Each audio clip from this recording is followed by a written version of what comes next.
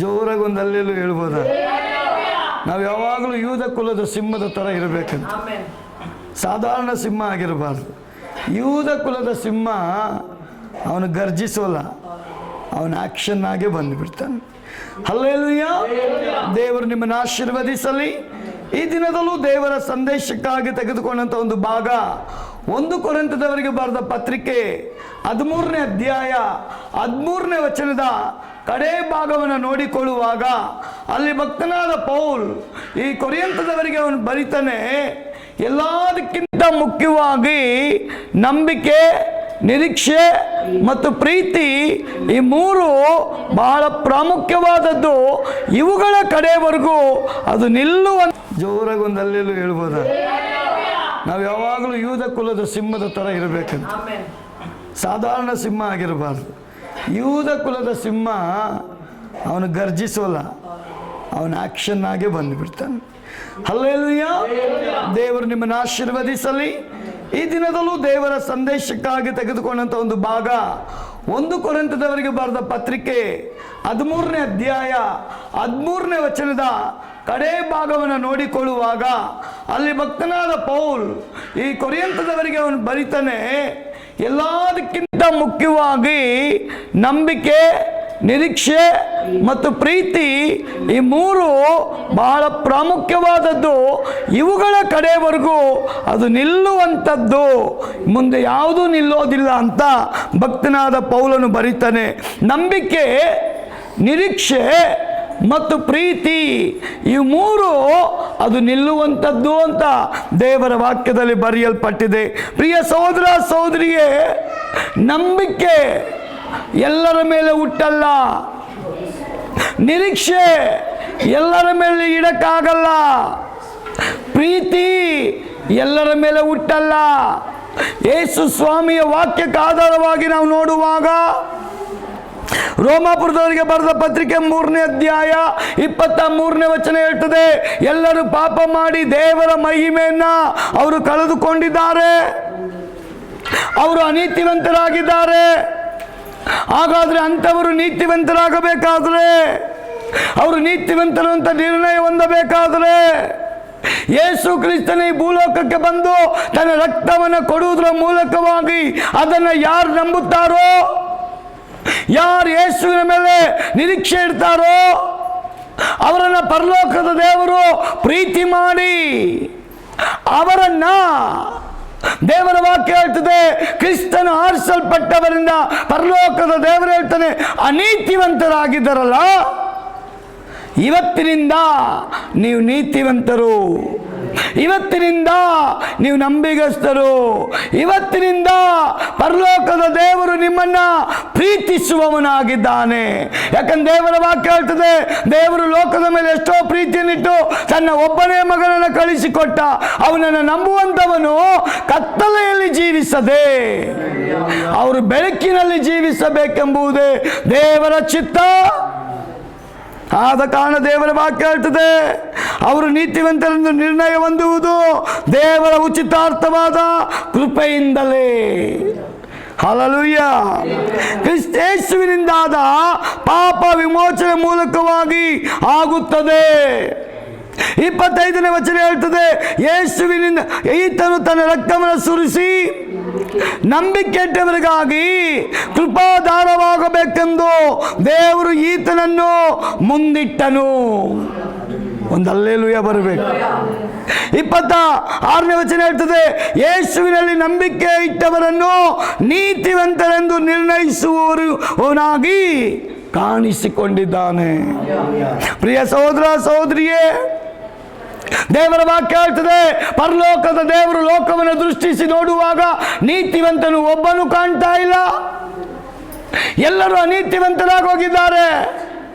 Bible ಹೇಳ್ತದೆ, ಪಾಪ ಬಂದ್ಬಿಡ್ತು, ಪಾಪದ ನಿಮಿತ್ತ ಮನುಷ್ಯ, ನೀತಿವಂತನಾಗಿದ್ದ ಮನುಷ್ಯ, ಪರಿಶುದ್ಧವಂತನಾಗಿದ್ದ ಮನುಷ್ಯ ಅಶುದ್ಧನಾದ ನಿಮಿತ್ತ ಅನೀತಿವಂತನಾಗಿದ್ದಾನೆ. ಅವನನ್ನು ಪುನಃ ನೀತಿವಂತನಾಗಿ ಮಾಡುವುದಕ್ಕೋಸ್ಕರ ಪರಲೋಕದ ದೇವರೇ ಯೇಸು ಕ್ರಿಸ್ತನಾಗಿ ಲೋಕಕ್ಕೆ ಇಳಿದು ಬಂದಿದ್ದಾನೆ. ಅವನ ಮೂಲಕವಾಗಿ ನಾವು ನೀತಿವಂತರಾಗಿದ್ದೇವೆ. ಅವನ ರಕ್ತ ಸುರಿಸುವುದ್ರ ಮೂಲಕ, ಕೃಪೆ ತೋರಿಸುವುದ್ರ ಮೂಲಕ, ದಯೆ ತೋರಿಸುವುದ್ರ ಮೂಲಕ, ಅವನ ಮಕ್ಕಳಾಗಿ ನಮ್ಮನ್ನ ಸ್ವೀಕಾರ ಮಾಡಿಕೊಳ್ಳುವುದರ ಮೂಲಕ ನಾವು ನೀತಿವಂತರಾಗಿದ್ದೇವೆ. ದೇವರ ವಾಕ್ಯ ಹೇಳ್ತದೆ, ಆದಿಕಾಂಡ 6ನೇ ಅಧ್ಯಾಯ 58ನೇ ವಚನವನ್ನು ನೋಡುವಾಗ, ದೇವರು ಮನುಷ್ಯನನ್ನು ಉಂಟು ಮಾಡುವುದಕ್ಕೆ ಪಶ್ಚಾತ್ತಾಪ ಪಟ್ಟಿದ್ದಾನೆ. ಅದು ದೇವರ ವಾಕ್ಯ ಹೇಳ್ತದೆ. 8ನೇ ವಚನ ನೋಡುವಾಗ, ಅದು ದೇವರು ನೋಹನಿಗೆ ದೇವರು ಹೇಳ್ತಾರೆ, ದೇವರ ವಾಕ್ಯ ಹೇಳ್ತದೆ, ನೋಹನಿಗೆ ದೇವರ ದಯೆ ದೊರಕಿದೆ. 500 ವರ್ಷಗಳವರೆಗೆ ಮನುಷ್ಯನ ಮೇಲೆ ದೇವರ ದಯೆ ದೊರಕಿಲ್ಲ. 500 ವರ್ಷ ಆದ ಮೇಲೆ ಎಲ್ಲ ಮನುಷ್ಯರಿಗೆಲ್ಲ ದೇವರ ದೃಷ್ಟಿಯಲ್ಲಿ ನೀತಿವಂತನಾಗಿ ಯಥಾರ್ಥವಂತನಾಗಿ ಕಾಣಲ್ಪಟ್ಟ ನೋಹ ದೇವರ ದಯೆಗೆ ಅವನು ಪಾತ್ರನಾಗಿದ್ದಾನೆ ಅಂತ ಸತ್ಯವೇದ ಹೇಳ್ತದೆ. ಯಾಕಂದ್ರೆ 6ನೇ ಅಧ್ಯಾಯ 9ನೇ ವಚನ ಹೇಳ್ತದೆ, ನೋಹನು ನೀತಿವಂತನು, ತನ್ನ ಕಾಲದವರಲ್ಲಿ ತಪ್ಪಿಲ್ಲದವನು ಆಗಿದ್ದನು. ಒಂದು ಆಮೇಲೆ ಹೇಳ್ರಿ. ಆದಿಕಾಂಡ 15:4ನೇ ವಚನದ ಹೇಳ್ತದೆ, ಅಬ್ರಾಮನು ಯೆಹೋವನು ನಂಬಿದನು, ಯೆಹೋವನು ಅವನ ನಂಬಿಕೆಯನ್ನು ಅವನ ಲೆಕ್ಕಕ್ಕೆ ನೀತಿ ಎಂದು ಎಣಿಸಲ್ಪಟ್ಟಿತು. ಹಲ್ಲೆಲೂಯಾ. ಇವತ್ತು ಯೇಸು ನಂಬಲ್ಪಟ್ಟವರಿಗೆ 3 ಬಹಳ ಪ್ರಾಮುಖ್ಯವಾಗಿರಬೇಕು. ಒಂದು ನಂಬಿಕೆ, ಒಂದು ನಿರೀಕ್ಷೆ, ಒಂದು ಕ್ರಿಸ್ತನ ಪ್ರೀತಿ. ಯಾರು ನಂಬ್ತಾರೋ ಅವ್ರನ್ನ ಯೇಸು ನಂಬ್ತಾನೆ. ಯಾರು ಯೇಸುನ ನಂಬ್ತಾರೋ ಯೇಸುವಿನ ನಿರೀಕ್ಷೆಯಲ್ಲಿ ಅವ್ರು ಜೀವಿಸ್ತಾರಂತೆ. ನಾವು ಯಾರ ಮೇಲೆ ನಂಬಿಕೆ ನಿರೀಕ್ಷೆ ಇಟ್ಕೊಂಡು ಜೀವಿಸ್ತಾ ಇದ್ದೇವೆ? ಯೇಸುವಿನ ಮೇಲೆ ನಿರೀಕ್ಷೆ ಇಟ್ಟು ಜೀವಿಸೋದಾದರೆ ನೀನು ಬಿದ್ದೋಗಲ್ಲ, ನೀನು ಕುಗ್ಗೋಗಲ್ಲ, ನೀನು ಸೋತೋಗಲ್ಲ, ನೀನು ನಿರಾಶೆ ಆಗಲ್ಲ. ದೇವರ ವಾಕ್ಯ ಹೇಳ್ತದೆ, ನನ್ನ ಮೇಲೆ ನಂಬಿಕೆ ಇಟ್ಟವನು ಆಶಾಭಂಗ ಪಡೋಲ್ಲ. ನಂಬಿಕೆ ಯಾರು ಯೇಸುವಿನ ಮೇಲೆ ಇಡ್ತಾರೋ, ಯಾರು ಯೇಸುವಿನ ಮೇಲೆ ನಿರೀಕ್ಷೆ ಇಡ್ತಾರೋ, ಪರಲೋಕದ ದೇವರ ವಾಕ್ಯ ಹೇಳ್ತದೆ, ತಂದೆ ದೇವರು ಅಂಥವ್ರನ್ನ ಪ್ರೀತಿಸ್ತಾನಂತೆ. ಅದಕ್ಕೆ ಪೌಲ್ ಯೇಸುವಿನ ಮೇಲೆ ನಂಬಿಕೆ ಇಟ್ಟ, ಯೇಸುವನ್ನ ನಿರೀಕ್ಷಿಸಿಕೊಂಡ. ಅದಕ್ಕೆ ಅವನು ಬರೀತಾನೆ, ಅವನ ಮೇಲೆ ನಂಬಿಕೆ ಇಟ್ಟಿದ್ದೀನಿ, ಅವನು ಬರೋಣವನ್ನ ನಿರೀಕ್ಷಿಸ್ಕೊಂಡು ಕಾಯ್ತಾ ಇದ್ದೀನಿ. ಅದರ ನಿಮಿತ್ತ ಆತನ ಪ್ರೀತಿಯಿಂದ ನನ್ನನ್ನು ಅಗಲಿಸೋರು ಸೌಕರ್ಯ ಇರಲಿ ಇಲ್ಲದೆ ಹೋಗಲಿ, ಹಣ ಇರಲಿ ಇಲ್ಲದೆ ಹೋಗಲಿ, ಜನ ಇರಲಿ ಇಲ್ಲದೆ ಹೋಗಲಿ, ಯಾರು ಬೇಕಾದರೂ ಕ್ರಿಸ್ತನ ನಿಮಿತ್ತ ನನ್ನನ್ನು ದೂರ ಮಾಡಲಿ, ನನಗೆ ಪರವಾಗಿಲ್ಲ, ನನಗೆ ಕ್ರಿಸ್ತನೇ ಬೇಕು. ಅವನ ಪ್ರೀತಿಯಿಂದ ನನ್ನನ್ನು ಅಗಲಿಸೋದಕ್ಕೆ ಈ ಲೋಕದಲ್ಲಿ ಯಾವ ಶಕ್ತಿಯಿಂದಲೂ ಆಗಲ್ಲ. ಇವತ್ತು ನಾವು ಆ ಥರ ಇದ್ದೀವಾ? ನಮ್ಮನ್ನ ಕ್ರಿಸ್ತನ ಪ್ರೀತಿಯಿಂದ ಯಾವ್ದು ಅಗಲಿಸ್ತಾ ಇದೆ? ಹಣ ಅಗಲಿಸ್ತಾ ಇದೆಯಾ? ಬಂಗಾರ ಅಗಲಿಸ್ತಾ ಇದೆಯಾ? ವಸ್ತುಗಳು ಅಗಲಿಸ್ತಾ ಇದೆಯಾ? ಮಕ್ಕಳು ಅಗಲಿಸ್ತಾ ಇದ್ದಾರಾ? ಈ ಲೋಕದ ಭೂಮಿ ಅಗಲಿಸ್ತಾ ಇದೆಯಾ? ಲೋಕದ ಇಚ್ಛೆಗಳು ನಮ್ಮನ್ನು ಅಗಲಿಸ್ತಾ ಇದೆಯಾ? ಕ್ರಿಸ್ತನ ಪ್ರೀತಿಯಿಂದ ನಮ್ಮನ್ನ ದೂರ ಮಾಡುವಂತ ಕಾರ್ಯ ಯಾವ? ನನ್ನ ದೇವರ ವಾಕ್ಯ ಹೇಳ್ತದೆ, ನೀತಿವಂತನಿಗೂ ಅನೀತಿವಂತನಿಗೂ ನಾನು ವ್ಯತ್ಯಾಸ ತೋರಿಸಲಿಕ್ಕಿದ್ದೆ. ಧರ್ಮಕ್ಕೂ ಅಧರ್ಮಕ್ಕೂ, ಲೋಕಕ್ಕೂ ಪರಲೋಕಕ್ಕೂ ನಿಮ್ಮ ಮಧ್ಯದಲ್ಲಿದ್ದು ದೇವ್ರ ಕಾರ್ಯ ಮಾಡಲಿಕ್ಕೆ ಅವನು ಶಕ್ತನಾಗಿದ್ದಾನೆ. ಆದರೆ ನಿಮ್ಮ ನಂಬಿಕೆ ಅಚಲವಾಗಿರಬೇಕು. ನಿಮ್ಮ ನಂಬಿಕೆ ಯಾವಾಗ ಅಚಲವಾಗಿರ್ತದೋ, ನಿರೀಕ್ಷೆ ಅಚಲವಾಗಿರ್ತದೋ, ಆಗ ದೇವರ ಪ್ರೀತಿಯ ನಿಮಿತ್ತ ರೋಮ 8:28 ಹೇಳ್ತದೆ, ಇದಲ್ಲದೆ ದೇವರ ಸಂಕಲ್ಪದ ಮೇರೆಗೆ ಕರೆಯಲ್ಪಟ್ಟವರ ಹಿತಕ್ಕೋಸ್ಕರ ನನ್ನ ಯೇಸು ಎಲ್ಲ ಕಾರ್ಯಗಳನ್ನ ಅನುಕೂಲ ಮಾಡಿ. ಒಂದು ಆಮೇಲೆ ಹೇಳ್ರಿ. ಹಲ್ಲೆಲೂಯಾ. ಹಾಗಾದ್ರೆ ಪ್ರಿಯ ಸಹೋದರಿಯೇ, ಅನೀತಿವಂತರಾಗಿದ್ದ ನಮ್ಮನ್ನ ಯೇಸು ನೀತಿವಂತರಾಗಿ ಮಾಡಿದ್ದಾನೆ. ಎಲ್ಲರ ಮೇಲೆ ನಂಬಿಕೆ ಹುಟ್ಟಲ್ಲಮ್ಮ, ಎಲ್ಲರ ಮೇಲೆ ನಿರೀಕ್ಷೆ ಹುಟ್ಟಲ್ಲಮ್ಮ, ಎಲ್ಲರ ಮೇಲೆ ಪ್ರೀತಿ ಹುಟ್ಟಲ್ಲಮ್ಮ. ಈ ಲೋಕದ ಪ್ರೀತಿ ಕುರುಡು ಪ್ರೀತಿ, ಅದು ದೇವರ ಪ್ರೀತಿ, ದೈವಿಕವಾದ ಪ್ರೀತಿ, ಅದು ಶಾಶ್ವತವಾದ ಪ್ರೀತಿ.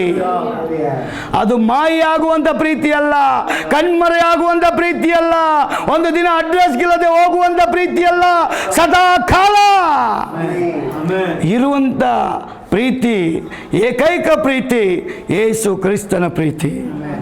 ಆ ಪ್ರೀತಿಯನ್ನು ಯಾರು ನಿರೀಕ್ಷಿಸ್ಕೊಳ್ತಾರೋ ಈ ಲೋಕನ ಪ್ರೀತಿ ಮಾಡಕ್ಕೆ ಇಷ್ಟಪಡಲ್ಲ.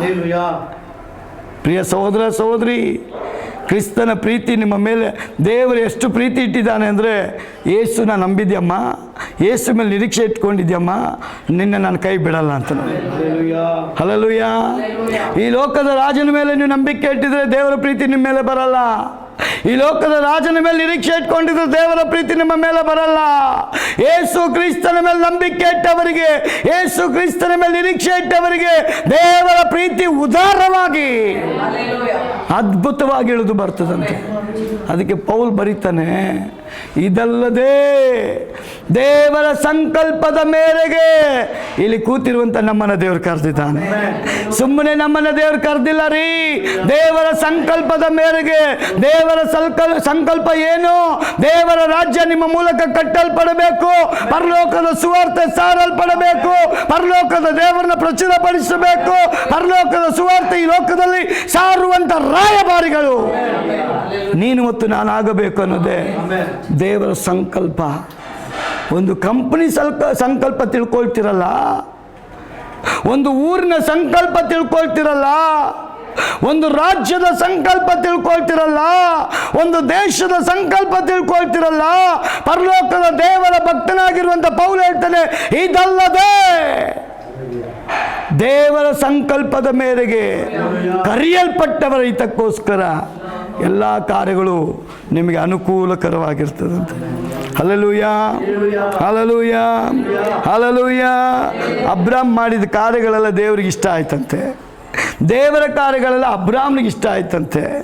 ಇದರ ನಿಮಿತ್ತ ದೇವರ ವಾಕ್ಯ ಹೇಳ್ತದೆ, ಅದು ನನಗೆ ನೀತಿ ಮತ್ತು ನಂಬಿಕೆ ಆಗಿತ್ತಂತೆ.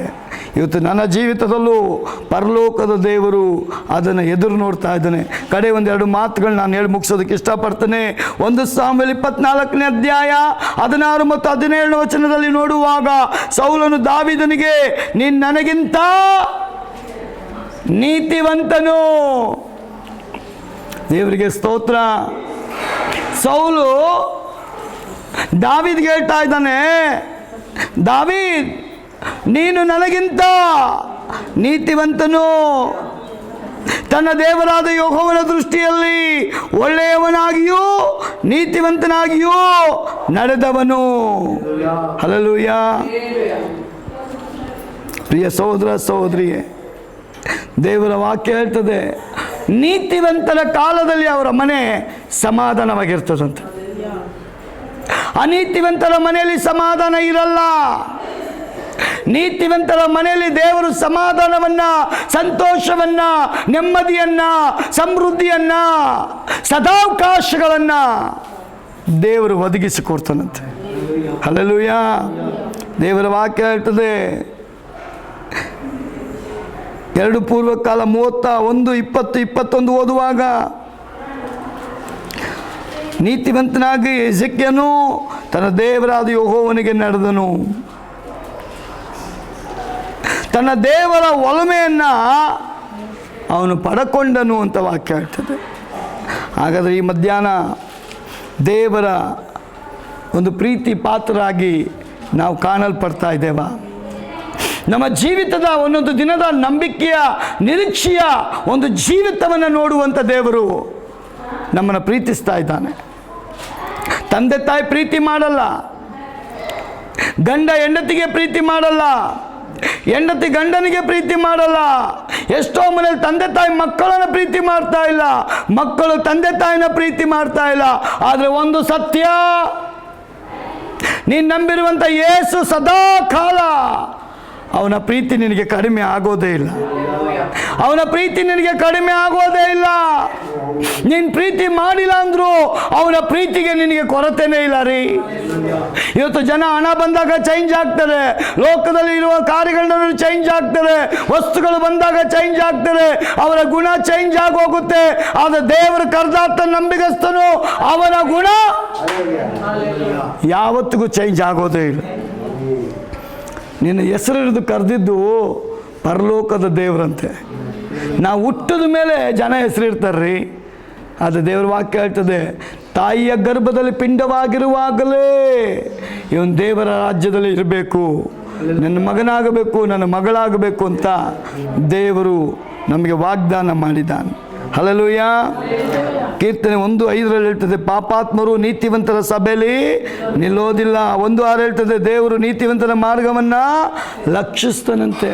ಯಾರು ಉಪವಾಸ ಪ್ರಾರ್ಥನೆಗೆ ಹೋದ್ರು, ಯಾರು ಝೂಮ್ಗೆ ಅಟೆಂಡ್ ಆದರು, ಯಾರು ಭಾನುವಾರ ಆರಾಧನೆಗೆ ಹೋದರು, ಯಾರು ಮುಂಜಾನೆ ಪ್ರಾರ್ಥನೆ ಮಾಡಿದ್ರು, ಯಾರು ರಾತ್ರಿ ಪ್ರಾರ್ಥನೆ ಮಾಡಿದ್ರು, ಯಾರು ಸಮಯ ಇದ್ದಾಗ ಪ್ರಾರ್ಥನೆ ಮಾಡಿದ್ರು, ಯಾರು ದೇವರ ವಾಕ್ಯನ ಓದಿದ್ರು, ಯಾರು ಸುವಾರ್ತೆ ಸಾರಿದ್ರು, ಯಾರು ಅರಟೆ ಹೊಡಿತಾ ಇದ್ದಾರೆ, ಯಾರು ಟೈಮ್ ಪಾಸ್ ಮಾಡ್ತಾ ಇದ್ದಾರೆ, ಯಾರು ಜೋಕ್ ಮಾಡ್ತಾ ಇದ್ದಾರೆ, ಯಾರು ಗೇಲಿ ಮಾಡ್ತಾ ಇದ್ದಾರೆ, ಪ್ರತಿಯೊಂದನ್ನು ಆತನ ಕಣ್ಣುಗಳು ಗಮನಿಸುವಂಥದ್ದಾಗಿದೆ. ಅದರ ನಿಮಿತ್ತವಾಗಿ ಸತ್ಯವೇದ ಹೇಳ್ತದೆ, ಲೋಕ 500 ವರ್ಷಗಳಾದ ಮೇಲೆ ದೇವರ ದೃಷ್ಟಿ ನೋಹನ ಮೇಲೆ ಬಿದ್ದ ನಿಮಿತ್ತವಾಗಿ ನೋಹನು ದೇವರ ದೃಷ್ಟಿಯಲ್ಲಿ ನೀತಿವಂತನಾಗಿ ಕಾಣಲ್ಪಡ್ತಾನೆ. ಅವನ ದರ್ಶನವನ್ನು ದೇವರು ನೋಹನ ಮೇಲೆ ನಂಬಿ ಅವನು ಹೇಳ್ತಾನ್ರಿ, ಆ ಬ್ಲೂ ಪ್ರಿಂಟನ್ನು ಕೊಡ್ತಾನ್ರಿ, ನಾವೇನ ಕಟ್ಟು ಅಂತ ಹೇಳ್ತಾನ್ರಿ. ಹಾಗಾದ್ರೆ ದೇವರಿಗೆ ನೋಹನ ಮೇಲೆ ಒಂದು ನಂಬಿಕೆ, ಒಂದು ನಿರೀಕ್ಷೆ ಇತ್ತು. ಅದೇ ರೀತಿಯಾಗಿ ನೋಹ ದೇವರ ಮೇಲೆ ನಂಬಿಕೆ ಇಟ್ಟಿದ್ದಾನೆ, ನಿರೀಕ್ಷೆ ಇಟ್ಟಿದ್ದಾನೆ. ಅವನು ಹೇಳಿದ್ದನ್ನು ಮಾಡೇ ಮಾಡ್ತಾನೆ. ದೇವರು ಹೇಳಿದ್ದನ್ನ ಮಾಡೇ ಮಾಡ್ತಾನೆ ಅಂತ ಯಾರು ನಂಬಲಿಲ್ಲ, ನೋಹ ನಂಬಿದ್ದಾನೆ.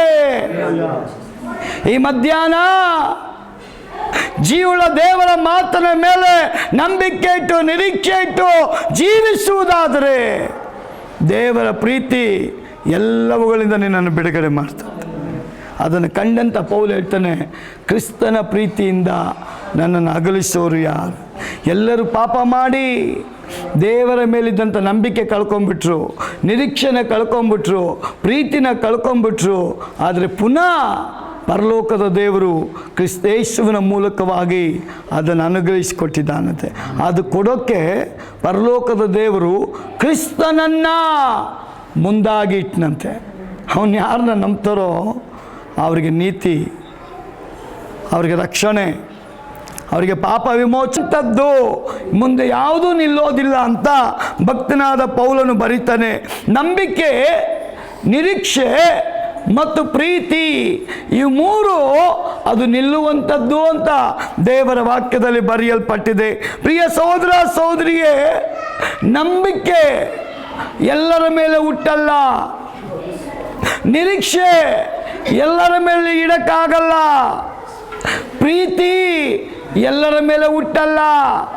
ಯೇಸು ಸ್ವಾಮಿಯ ವಾಕ್ಯಕ್ಕೆ ಆಧಾರವಾಗಿ ನಾವು ನೋಡುವಾಗ ರೋಮಾಪುರದವರಿಗೆ ಬರೆದ ಪತ್ರಿಕೆ 3ನೇ ಅಧ್ಯಾಯ 23ನೇ ವಚನ ಹೇಳ್ತದೆ, ಎಲ್ಲರೂ ಪಾಪ ಮಾಡಿ ದೇವರ ಮಹಿಮೆಯನ್ನ ಅವರು ಕಳೆದುಕೊಂಡಿದ್ದಾರೆ, ಅವರು ಅನೀತಿವಂತರಾಗಿದ್ದಾರೆ. ಹಾಗಾದ್ರೆ ಅಂಥವರು ನೀತಿವಂತರಾಗಬೇಕಾದ್ರೆ, ಅವರು ನೀತಿವಂತರು ಅಂತ ನಿರ್ಣಯ ಹೊಂದಬೇಕಾದ್ರೆ ಯೇಸು ಕ್ರಿಸ್ತನ ಈ ಭೂಲೋಕಕ್ಕೆ ಬಂದು ತನ್ನ ರಕ್ತವನ್ನು ಕೊಡುವುದರ ಮೂಲಕವಾಗಿ ಅದನ್ನು ಯಾರು ನಂಬುತ್ತಾರೋ, ಯಾರು ಯೇಸುವಿನ ಮೇಲೆ ನಿರೀಕ್ಷೆ ಇಡ್ತಾರೋ ಅವರನ್ನು ಪರಲೋಕದ ದೇವರು ಪ್ರೀತಿ ಮಾಡಿ ಅವರನ್ನ, ದೇವರ ವಾಕ್ಯ ಹೇಳ್ತದೆ, ಕ್ರಿಸ್ತನು ಆರಿಸಲ್ಪಟ್ಟವರಿಂದ ಪರಲೋಕದ ದೇವರು ಹೇಳ್ತಾನೆ, ಅನೀತಿವಂತರಾಗಿದ್ದಾರಲ್ಲ, ಇವತ್ತಿನಿಂದ ನೀವು ನೀತಿವಂತರು, ಇವತ್ತಿನಿಂದ ನೀವು ನಂಬಿಗಸ್ತರು, ಇವತ್ತಿನಿಂದ ಪರಲೋಕದ ದೇವರು ನಿಮ್ಮನ್ನ ಪ್ರೀತಿಸುವವನಾಗಿದ್ದಾನೆ. ಯಾಕಂದ್ರೆ ದೇವರ ವಾಕ್ಯ ಹೇಳ್ತದೆ, ದೇವರು ಲೋಕದ ಮೇಲೆ ಎಷ್ಟೋ ಪ್ರೀತಿಯನ್ನಿಟ್ಟು ತನ್ನ ಒಬ್ಬನೇ ಮಗನನ್ನು ಕಳಿಸಿಕೊಟ್ಟ. ಅವನನ್ನು ನಂಬುವಂಥವನು ಕತ್ತಲೆಯಲ್ಲಿ ಜೀವಿಸದೆ ಅವರು ಬೆಳಕಿನಲ್ಲಿ ಜೀವಿಸಬೇಕೆಂಬುದೇ ದೇವರ ಚಿತ್ತ. ಆದ ಕಾರಣ ದೇವರ ವಾಕ್ಯ ಹೇಳ್ತದೆ, ಅವರು ನೀತಿವಂತರೆಂದು ನಿರ್ಣಯ ಹೊಂದುವುದು ದೇವರ ಉಚಿತಾರ್ಥವಾದ ಕೃಪೆಯಿಂದಲೇ. ಹಲ್ಲೆಲೂಯಾ. ಕ್ರಿಸ್ತೇಸುವಿನಿಂದಾದ ಪಾಪ ವಿಮೋಚನೆ ಮೂಲಕವಾಗಿ ಆಗುತ್ತದೆ. 25ನೇ ವಚನ ಹೇಳ್ತದೆ, ಯೇಸುವಿನಿಂದ ಈತನು ತನ್ನ ರಕ್ತವನ್ನು ಸುರಿಸಿ ನಂಬಿಕೆಟ್ಟವರಿಗಾಗಿ ಕೃಪಾಧಾರವಾಗಬೇಕೆಂದು ದೇವರು ಈತನನ್ನು ಮುಂದಿಟ್ಟನು. ಒಂದು ಹಲ್ಲೆಲೂಯಾ ಬರಬೇಕು. 26ನೇ ವಚನ ಹೇಳ್ತದೆ, ಯೇಸುವಿನಲ್ಲಿ ನಂಬಿಕೆ ಇಟ್ಟವರನ್ನು ನೀತಿವಂತರೆಂದು ನಿರ್ಣಯಿಸುವವನಾಗಿ ಕಾಣಿಸಿಕೊಂಡಿದ್ದಾನೆ. ಪ್ರಿಯ ಸಹೋದರ ಸಹೋದರಿಯೇ, ದೇವರ ವಾಕ್ಯ ಹೇಳ್ತದೆ, ಪರಲೋಕದ ದೇವರು ಲೋಕವನ್ನು ದೃಷ್ಟಿಸಿ ನೋಡುವಾಗ ನೀತಿವಂತನು ಒಬ್ಬನು ಕಾಣ್ತಾ ಇಲ್ಲ, ಎಲ್ಲರೂ ಅನೀತಿವಂತರಾಗಿ ಹೋಗಿದ್ದಾರೆ. ಬೈಬಲ್ ಹೇಳ್ತದೆ, ಪಾಪ ಬಂದ್ಬಿಡ್ತು. ಪಾಪದ ನಿಮಿತ್ತ ಮನುಷ್ಯ, ನೀತಿವಂತನಾಗಿದ್ದ ಮನುಷ್ಯ, ಪರಿಶುದ್ಧವಂತನಾಗಿದ್ದ ಮನುಷ್ಯ ಅಶುದ್ಧನಾದ ನಿಮಿತ್ತ ಅನೀತಿವಂತನಾಗಿದ್ದಾನೆ. ಅವನನ್ನು ಪುನಃ ನೀತಿವಂತನಾಗಿ ಮಾಡುವುದಕ್ಕೋಸ್ಕರ ಪರಲೋಕದ ದೇವರೇ ಯೇಸು ಕ್ರಿಸ್ತನಾಗಿ ಲೋಕಕ್ಕೆ ಇಳಿದು ಬಂದಿದ್ದಾನೆ. ಅವನ ಮೂಲಕವಾಗಿ ನಾವು ನೀತಿವಂತರಾಗಿದ್ದೇವೆ. ಅವನ ರಕ್ತ ಸುರಿಸುವುದ್ರ ಮೂಲಕ, ಕೃಪೆ ತೋರಿಸುವುದ್ರ ಮೂಲಕ, ದಯೆ ತೋರಿಸುವುದ್ರ ಮೂಲಕ, ಅವನ ಮಕ್ಕಳಾಗಿ ನಮ್ಮನ್ನ ಸ್ವೀಕಾರ ಮಾಡಿಕೊಳ್ಳುವುದರ ಮೂಲಕ ನಾವು ನೀತಿವಂತರಾಗಿದ್ದೇವೆ. ದೇವರ ವಾಕ್ಯ ಹೇಳ್ತದೆ, ಆದಿಕಾಂಡ 6ನೇ ಅಧ್ಯಾಯ 58ನೇ ವಚನವನ್ನು ನೋಡುವಾಗ ದೇವರು ಮನುಷ್ಯನನ್ನು ಉಂಟು ಮಾಡುವುದಕ್ಕೆ ಪಶ್ಚಾತ್ತಾಪ ಪಟ್ಟಿದ್ದಾನೆ. ಅದು ದೇವರ ವಾಕ್ಯ ಹೇಳ್ತದೆ. 8ನೇ ವಚನ ನೋಡುವಾಗ ಅದು ದೇವರು ನೋಹನಿಗೆ ದೇವರು ಹೇಳ್ತಾರೆ, ದೇವರ ವಾಕ್ಯ ಹೇಳ್ತದೆ, ನೋಹನಿಗೆ ದೇವರ ದಯೆ ದೊರಕಿದೆ. 500 ವರ್ಷಗಳವರೆಗೆ ಮನುಷ್ಯನ ಮೇಲೆ ದೇವರ ದಯೆ ದೊರಕಿಲ್ಲ. 500 ವರ್ಷ ಆದ ಮೇಲೆ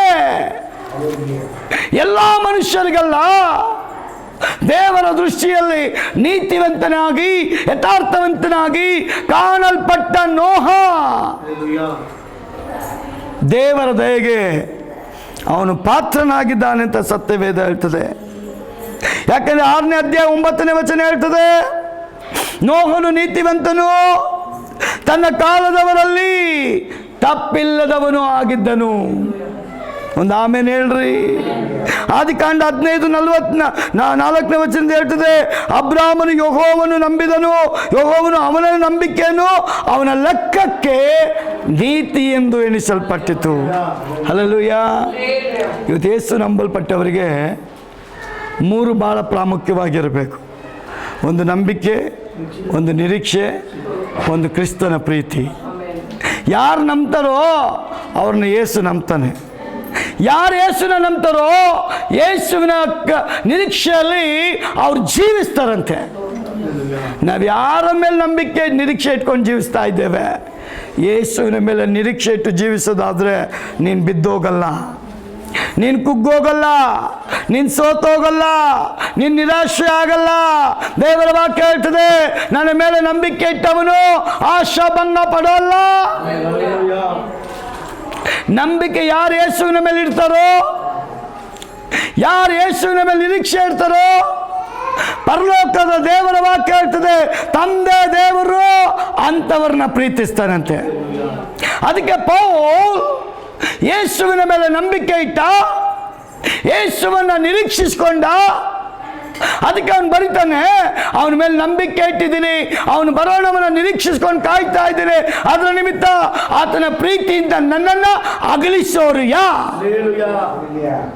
ಸೌಕರ್ಯ ಇರಲಿ ಇಲ್ಲದೆ ಹೋಗಲಿ, ಹಣ ಇರಲಿ ಇಲ್ಲದೆ ಹೋಗಲಿ, ಜನ ಇರಲಿ ಇಲ್ಲದೆ ಹೋಗಲಿ, ಯಾರು ಬೇಕಾದರೂ ಕ್ರಿಸ್ತನ ನಿಮಿತ್ತ ನನ್ನನ್ನು ದೂರ ಮಾಡಲಿ, ನನಗೆ ಪರವಾಗಿಲ್ಲ, ನನಗೆ ಕ್ರಿಸ್ತನೇ ಬೇಕು. ಅವನ ಪ್ರೀತಿಯಿಂದ ನನ್ನನ್ನು ಅಗಲಿಸೋದಕ್ಕೆ ಈ ಲೋಕದಲ್ಲಿ ಯಾವ ಶಕ್ತಿಯಿಂದಲೂ ಆಗಲ್ಲ. ಇವತ್ತು ನಾವು ಆ ಥರ ಇದ್ದೀವಾ? ನಮ್ಮನ್ನ ಕ್ರಿಸ್ತನ ಪ್ರೀತಿಯಿಂದ ಯಾವ್ದು ಅಗಲಿಸ್ತಾ ಇದೆ? ಹಣ ಅಗಲಿಸ್ತಾ ಇದೆಯಾ? ಬಂಗಾರ ಅಗಲಿಸ್ತಾ ಇದೆಯಾ? ವಸ್ತುಗಳು ಅಗಲಿಸ್ತಾ ಇದೆಯಾ? ಮಕ್ಕಳು ಅಗಲಿಸ್ತಾ ಇದ್ದಾರಾ? ಈ ಲೋಕದ ಭೂಮಿ ಅಗಲಿಸ್ತಾ ಇದೆಯಾ? ಲೋಕದ ಇಚ್ಛೆಗಳು ನಮ್ಮನ್ನು ಅಗಲಿಸ್ತಾ ಇದೆಯಾ? ಕ್ರಿಸ್ತನ ಪ್ರೀತಿಯಿಂದ ನಮ್ಮನ್ನ ದೂರ ಮಾಡುವಂತ ಕಾರ್ಯ ಯಾವ? ನನ್ನ ದೇವರ ವಾಕ್ಯ ಹೇಳ್ತದೆ, ನೀತಿವಂತನಿಗೂ ಅನೀತಿವಂತನಿಗೂ ನಾನು ವ್ಯತ್ಯಾಸ ತೋರಿಸಲಿಕ್ಕಿದ್ದೆ. ಧರ್ಮಕ್ಕೂ ಅಧರ್ಮಕ್ಕೂ, ಲೋಕಕ್ಕೂ ಪರಲೋಕಕ್ಕೂ ನಿಮ್ಮ ಮಧ್ಯದಲ್ಲಿದ್ದು ದೇವರು ಕಾರ್ಯ ಮಾಡಲಿಕ್ಕೆ ಅವನು ಶಕ್ತನಾಗಿದ್ದಾನೆ. ಆದರೆ ನಿಮ್ಮ ನಂಬಿಕೆ ಅಚಲವಾಗಿರಬೇಕು. ನಿಮ್ಮ ನಂಬಿಕೆ ಯಾವಾಗ ಅಚಲವಾಗಿರ್ತದೋ, ನಿರೀಕ್ಷೆ ಅಚಲವಾಗಿರ್ತದೋ, ಆಗ ದೇವರ ಪ್ರೀತಿಯ ನಿಮಿತ್ತ ರೋಮ 8:28 ಹೇಳ್ತದೆ, ಇದಲ್ಲದೆ ದೇವರ ಸಂಕಲ್ಪದ ಮೇರೆಗೆ ಕರೆಯಲ್ಪಟ್ಟವರ ಹಿತಕ್ಕೋಸ್ಕರ ನನ್ನ ಯೇಸು ಎಲ್ಲ ಕಾರ್ಯಗಳನ್ನ ಅನುಕೂಲ ಮಾಡಿ. ಒಂದು ಆಮೇಲೆ ಹೇಳ್ರಿ, ಹಲ್ಲೆಲೂಯಾ. ಹಾಗಾದ್ರೆ ಪ್ರಿಯ ಸಹೋದರಿಯೇ, ಅನೀತಿವಂತರಾಗಿದ್ದ ನಮ್ಮನ್ನ ಯೇಸು ನೀತಿವಂತರಾಗಿ ಮಾಡಿದ್ದಾನೆ. ಎಲ್ಲರ ಮೇಲೆ ನಂಬಿಕೆ ಹುಟ್ಟಲ್ಲಮ್ಮ, ಎಲ್ಲರ ಮೇಲೆ ನಿರೀಕ್ಷೆ ಹುಟ್ಟಲ್ಲಮ್ಮ, ಎಲ್ಲರ ಮೇಲೆ ಪ್ರೀತಿ ಹುಟ್ಟಲ್ಲಮ್ಮ. ಈ ಲೋಕದ ಪ್ರೀತಿ ಕುರುಡು ಪ್ರೀತಿ, ಅದು ದೇವರ ಪ್ರೀತಿ, ದೈವಿಕವಾದ ಪ್ರೀತಿ, ಅದು ಶಾಶ್ವತವಾದ ಪ್ರೀತಿ. ಅದು ಮಾಯಾಗುವಂಥ ಪ್ರೀತಿ ಅಲ್ಲ, ಕಣ್ಮರೆಯಾಗುವಂಥ ಪ್ರೀತಿ ಅಲ್ಲ, ಒಂದು ದಿನ ಅಡ್ರೆಸ್ಗಿಲ್ಲದೆ ಹೋಗುವಂಥ ಪ್ರೀತಿ ಅಲ್ಲ, ಸದಾ ಕಾಲ ಇರುವಂಥ ಪ್ರೀತಿ, ಏಕೈಕ ಪ್ರೀತಿ ಯೇಸು ಕ್ರಿಸ್ತನ ಪ್ರೀತಿ. ಆ ಪ್ರೀತಿಯನ್ನು ಯಾರು ನಿರೀಕ್ಷಿಸ್ಕೊಳ್ತಾರೋ ಈ ಲೋಕನ ಪ್ರೀತಿ ಮಾಡೋಕ್ಕೆ ಇಷ್ಟಪಡಲ್ಲ.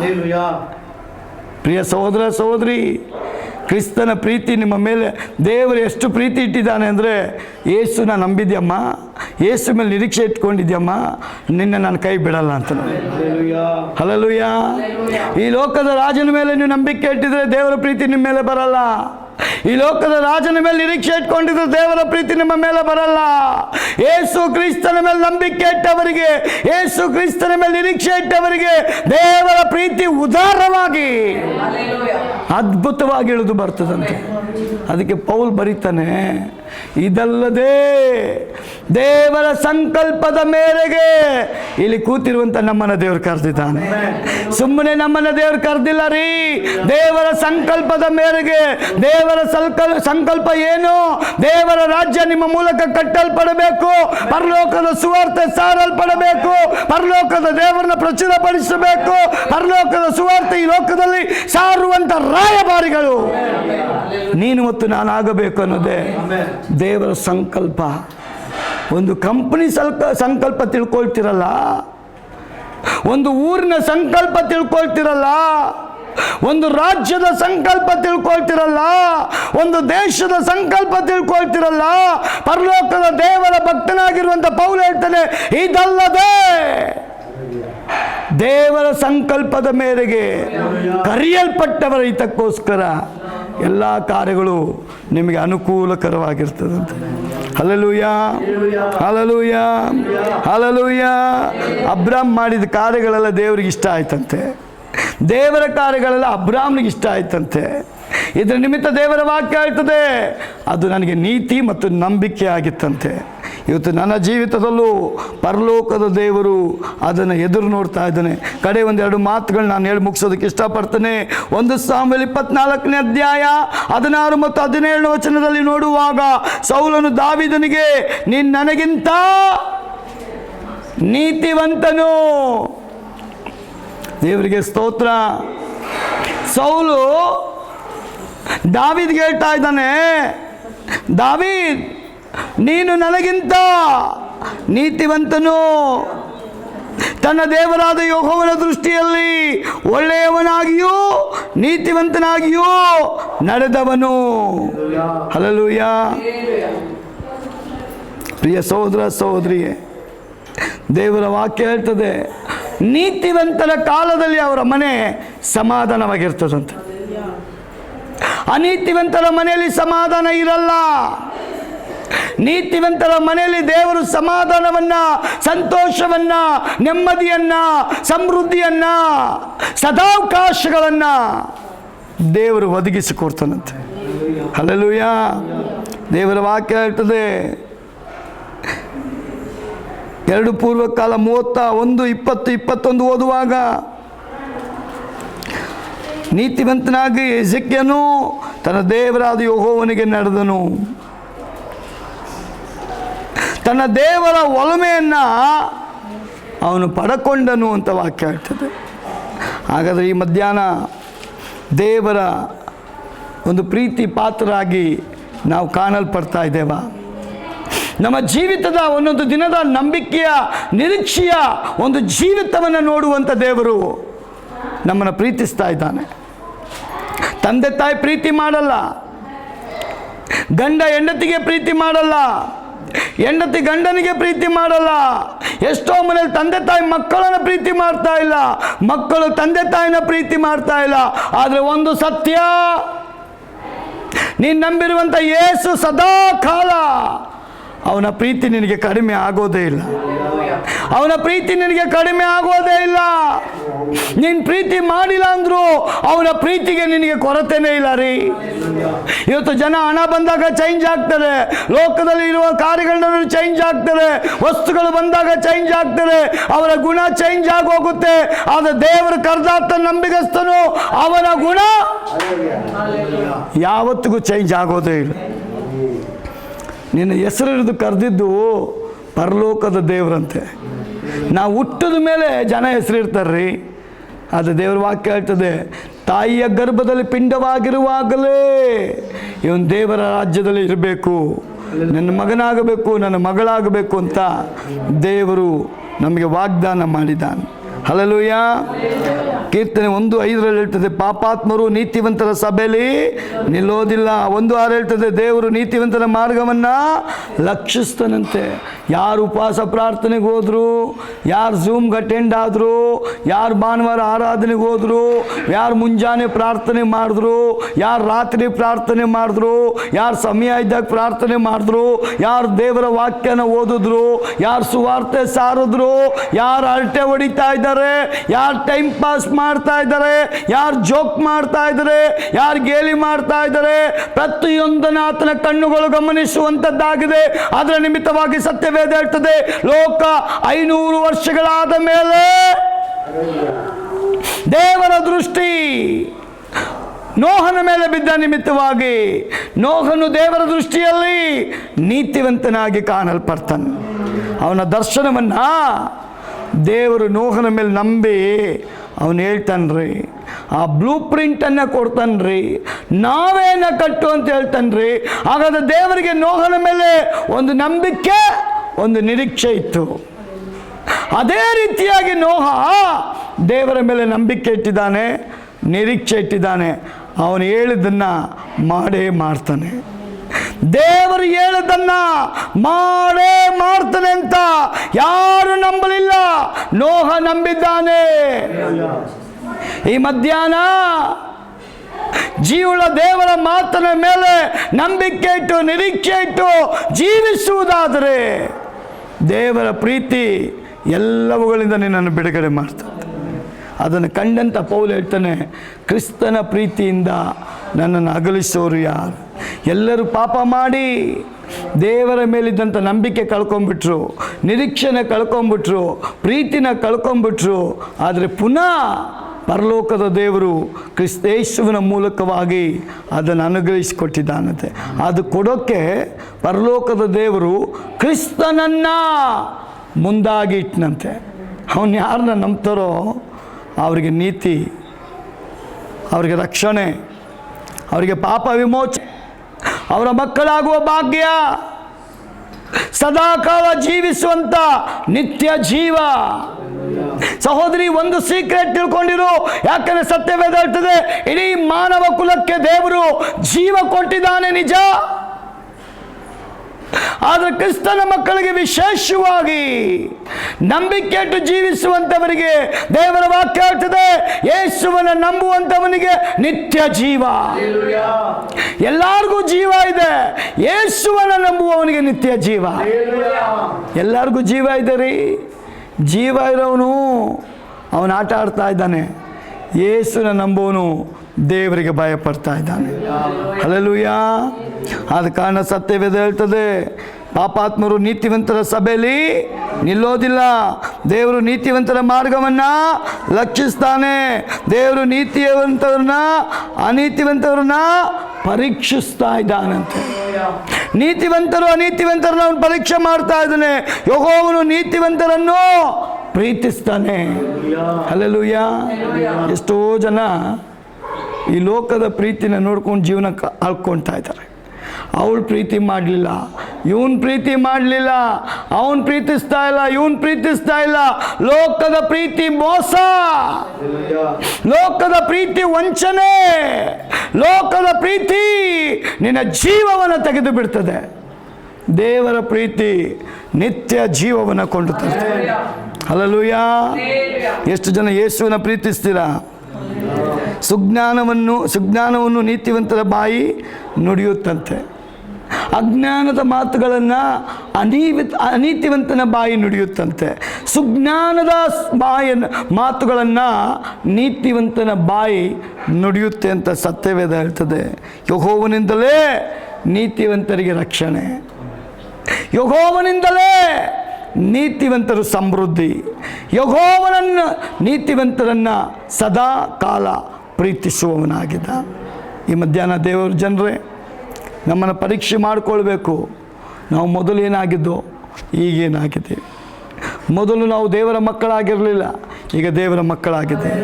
ಮೊದಲು ನಾವು ಸತ್ಯವನ್ನು ಅರ್ತಿರಲಿಲ್ಲ, ಈಗ ಸತ್ಯವನ್ನು ಅರ್ಕೊಂಡಿದ್ದೇವೆ. ಮೊದಲು ಸತ್ಯ ದೇವರನ್ನ ತಿಳಿದಿರಲಿಲ್ಲ, ಈಗ ಸತ್ಯ ದೇವರನ್ನ ತಿಳಿದಿದ್ದೇವೆ. ಮೊದಲು ಸತ್ಯವಾದ ಮಾರ್ಗ ನಮಗೆ ಗೊತ್ತಿರಲಿಲ್ಲ, ಈಗ ಸತ್ಯ ಮಾರ್ಗ ನಮಗೆ ಗೊತ್ತಿದೆ. ಅದಕ್ಕೆ ದೇವರ ವಾಕ್ಯ ಹೇಳ್ತದೆ, ನಿನ್ನ ಪ್ರಾಮುಖ್ಯತೆ ಇವತ್ತು ಯಾರಿಗೋಸ್ಕರ? ಲೋಕದ ಪ್ರೀತಿ ಕುರುಡಾದ ಪ್ರೀತಿ. ಕಡೆ ಒಂದು ಮಾತು ಹೇಳಿ ನಾನು ಮುಗಿಸೋದಕ್ಕೆ ಇಷ್ಟಪಡ್ತೇನೆ. ಪ್ರಿಯ ಸಹೋದರ ಸಹೋದರಿ, ದೇವರ ವಾಕ್ಯ ಹೇಳ್ತದೆ, ನೀತಿಗೆ ಹಸಿದು ಬಾಯಾರಿದವರು ಧನ್ಯರು, ಅವರು ಪರಲೋಕ ರಾಜ್ಯವನ್ನು ಅವ್ರು ಕಾಣ್ತಾರಂತ. ಹಲ್ಲೆಲೂಯಾ. ಪರಲೋಕ ರಾಜ್ಯ ಕಾಣೋಕ್ಕೋಸ್ಕರನೇ ನಾವೆಲ್ಲ ಇವತ್ತು ಉಪವಾಸಗಳು ಹಾಕಿ ಪ್ರಾರ್ಥನೆಗಳು ಮಾಡ್ತಾನೆ ಇದ್ದೀವಿ, ದೇವರ ಆಜ್ಞೆಗಳನ್ನ ಕೈಗೊಂಡು ನಡೀತಾ ಇದ್ದೇವೆ. ಆದರೆ ಇನ್ನೂ ಪಕ್ವವಾಗಬೇಕು, ಇನ್ನೂ ನಾವು ಆಯ್ತಾ ಆಗಬೇಕು. ನಾವು ಆಯ್ತಾ ಆಗಿದ್ದೀವಿ, ಆದರೆ ಯಾವಾಗ ಸೈತಾನ್ ನಮ್ಮನ್ನು ಮೋಸ ಮಾಡ್ತಾನೆ ನಮಗೆ ಗೊತ್ತೇ ಆಗೋದಿಲ್ಲ.